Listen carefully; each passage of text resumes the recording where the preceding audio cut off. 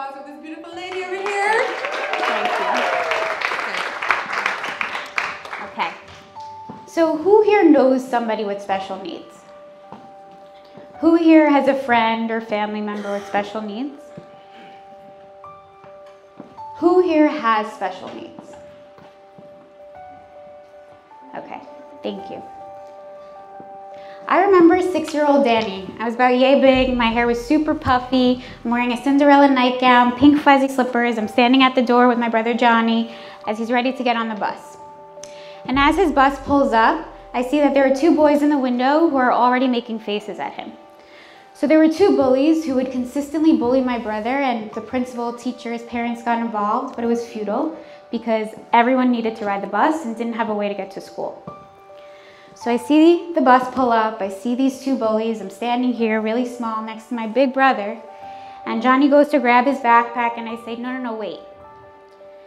And in that moment, I decided I was gonna go for it. So I ran on the bus and I looked the 2 bullies in the eyes, and I deliberately remembered I could internally hear my voice deepening, my eyes fixated, and whatever I said, it clicked.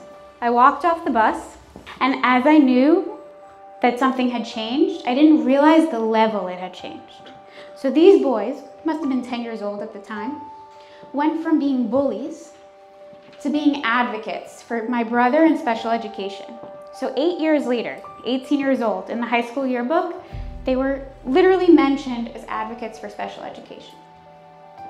So when we see something happen, we have a few options. We can pretend we didn't see it, we can watch it and do nothing, or we can see it and act on it. We can be the advocate, we can be the voice, we can be the helper. And from a young age, I decided I was going to choose option number 3, that I was going to be the helper, which all of us can be the helper. I just want you to close your eyes for a moment and bring to memory one of the most painful, sad, challenging moments of your life. Whether it be mental, physical, emotional, whatever it be, just bring that to memory and hold it there. Who did you share this with, if anyone? Who knew the depth of what you were going through? Maybe there were a few, maybe there were none. Now open your eyes. We live on a planet with 8 billion people. We pass people every day with smiles, holding doors, or maybe just a neutral pass. How many of the people you pass daily know that story? Few to none. We wear masks and masks and masks that even the people who we are closest with, who we spend maybe almost every waking hour with, all they see is our mask. So today, I'm ready to unveil my mask. Hopefully it doesn't get caught in my head. Okay. So, 15-year-old Danny. I was a dancer, figure skater, super happy, jumping, spinning all around, having a grand old time. Then one day, I woke up and I was paralyzed below my knee on my right-hand side. Came out of nowhere. Simultaneously, my body was eating itself. I became super emaciated, and doctors were searching up and down my body for MS, MD, cancer, or another degenerative nerve disorder. They did not know what was going on. 15-year-old Danny, I wore a brace on my leg. I went to school with a smile on my face. I chose to wear my mask, to live a duality, a front that was also killing me. At school, people saw that I was thin. They probably thought I had an eating disorder, not that my body was dying. They saw that I wore a brace and probably thought I had an injury from figure skating or another sport of choice, not that I woke up paralyzed. And I chose not to tell anyone. I chose not to be in relationships with boys I liked. I chose not to tell my best friends. I chose not to talk about it with extended family. I chose to pretend that nothing was happening. I ended up getting a miracle nerve surgery and had a 1.5 years of physical therapy, which cured the leg, which is amazing, and I'm very gifted for that. Simultaneously, my body was still falling apart. So 17-year-old Danny, what do you want to do? I want to be a typical teenager. I want to go to college, go out, maybe do some reckless behaviors, work hard, play hard, have a job, and just have fun. So the inevitability was that I was going to be pulled out of school. So the deal was that I would go to the cheapest school I was offered. So I went to Tulane University in 2011. I was super excited. I came with my backpack, came with all my masks that had worked throughout high school. People really didn't know. And I get to college, I'm having a great, great time, and the Yin Yang twins are playing. And for those of you who do not know the Yin Yang twins, they are great people to dance to. I don't know about the quality of the work, no offense. So I love to dance, so I was like, yeah, I'm gonna go. And I'm leading the pack of my friends to go, wearing shoes similar to this, and my nerve gives out. So my leg works, but sometimes I do have nerve issues. So my nerve gives out, and I smack my ribs on the concrete. And right then, right there, I had a choice. Reveal my needs, or wear the mask. I wore the mask. I went out, I went dancing, danced all night, had a great time. I woke up the next morning, and I was literally triangular. My ribs were broken. So again, I chose this mask over my health, over my needs. At this point, I couldn't hide it. Breathing was painful, moving was painful, and Tulane sent me home on a 4-week medical leave. I get to my front door. What I also didn't tell my parents was my hair was falling out, my nails were falling off, and my skin was super dehydrated. So one of the things that was going on as my body was shutting down was my large intestine went from dying to completely dead. So despite the New Orleans sun, I was pale, I was dehydrated, I was weak, and I couldn't hide. I couldn't wear any mask. This is who I am. So I needed to find a surgeon who would take the large intestine out. But surgeons feared putting me on the table when I had all these other comorbid health issues. But it was my only chance for survival. So I got the surgery, and I want to lead you through that.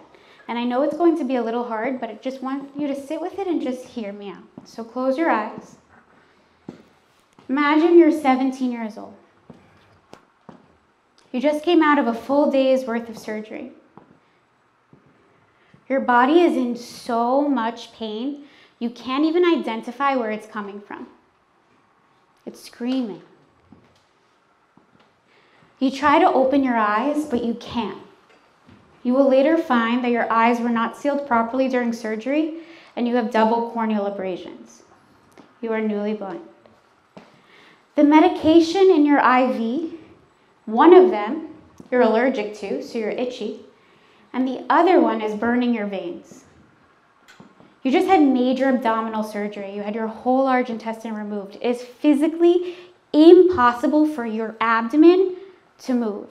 Yet somehow, your body is turning over into a fetal position, ready to complete the circle of life and ready to return to your position from birth. As this is going on, you start losing your sensations. Your body, the pain, you can't really feel it. Your eyes, you can't open them. You don't have enough oxygen to speak. Your vitals machine is becoming more and more muffled, more and more brink. And you recognize you're dying. Internal dialogue, I kept saying, you keep saying, it's okay, you're going to make it, I promise. And then miraculously your body turns over, the nurse comes in, and you're okay. Open your eyes. This was my November 11, 2011. This was my reality. The surgery was just the start of my unveiled battle, of when I was open and people knew I wasn't in school and things were going on. So 18, right after surgery, what do I want to do? I want to go back to school. So I go to school and I'm having a grand old time. And it's Valentine's Day, February 14th, day of love, great day. And I wake up and my head feels like it's 50 pounds and I can't lift it. And my blanket feels like it's 10,000 pounds of bricks pushing against my bony frame.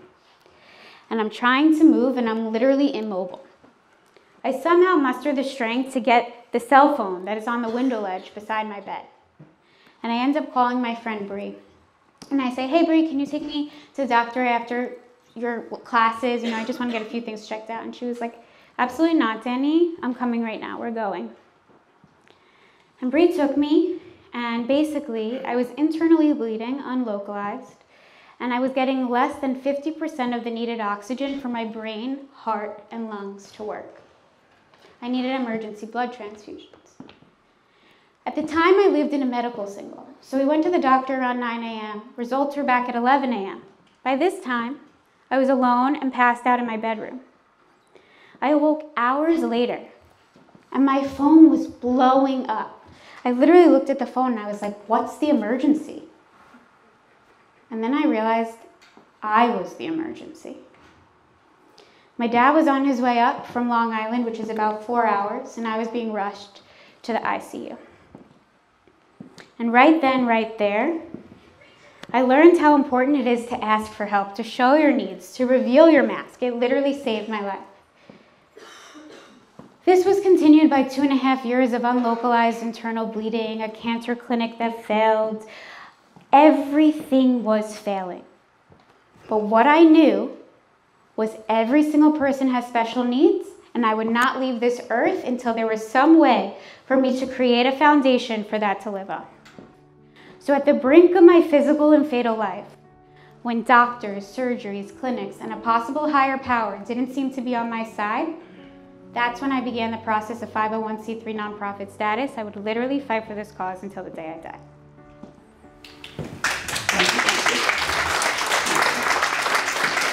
And so 18-year-old me, solution mode, what are you gonna do? I became Dr. Dan. I became a gluten-free vegan. I tried Ayurveda, Reiki, Chi organ massage, wheatgrass shots, energy work, everything.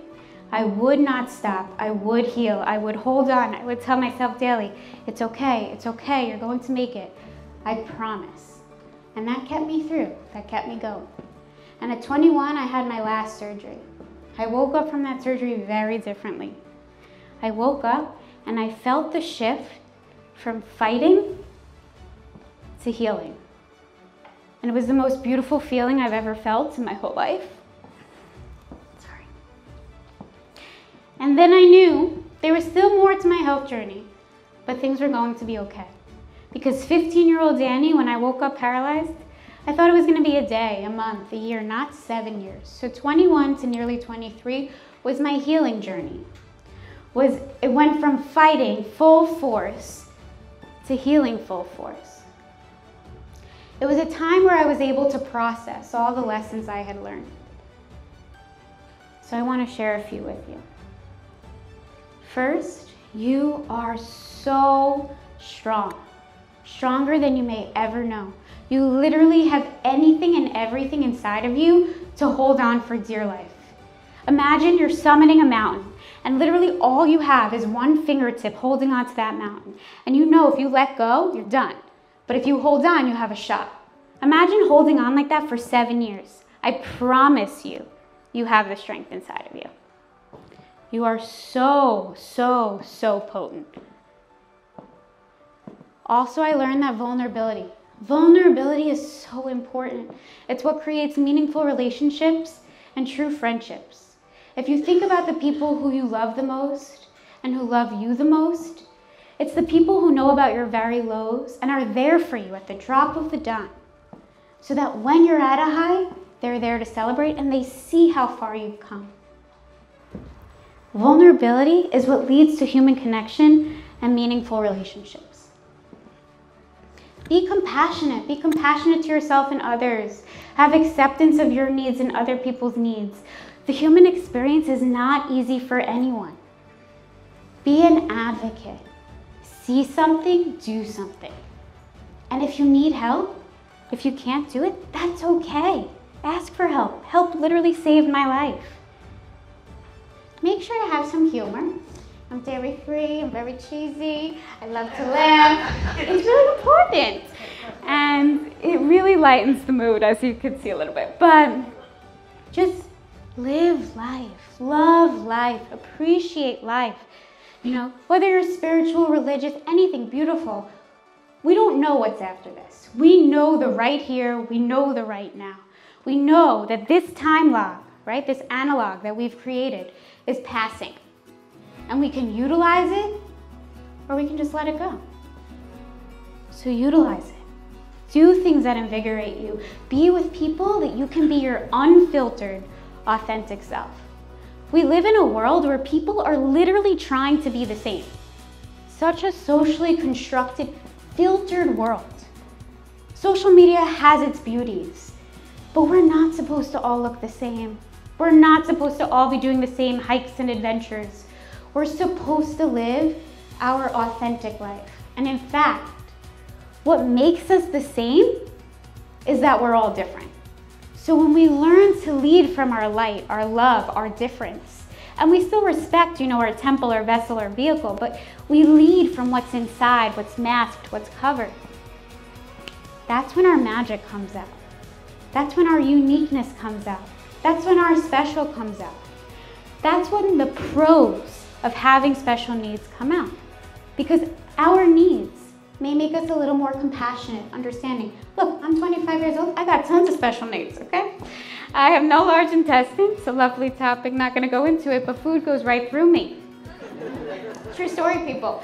Then I also need fluids. No matter how much water I drink, my body doesn't absorb it.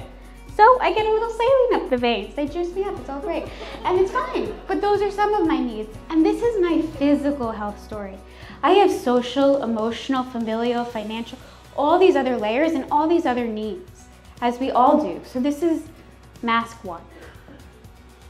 I want you to reclose your eyes. And I want you to say this to yourself, and it may be a little uncomfortable, and that's okay. I want you to say to yourself, I have special needs. You can say it internally, you can say it externally, however you choose. But just saying, I have special needs. And now take a moment to sit with yourself. And I want you to think of what are some of your special needs and be really honest with yourself.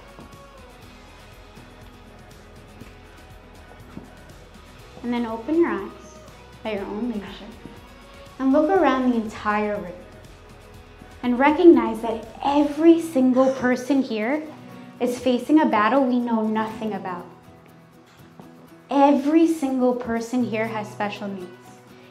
Every single person here has masks and masks and masks.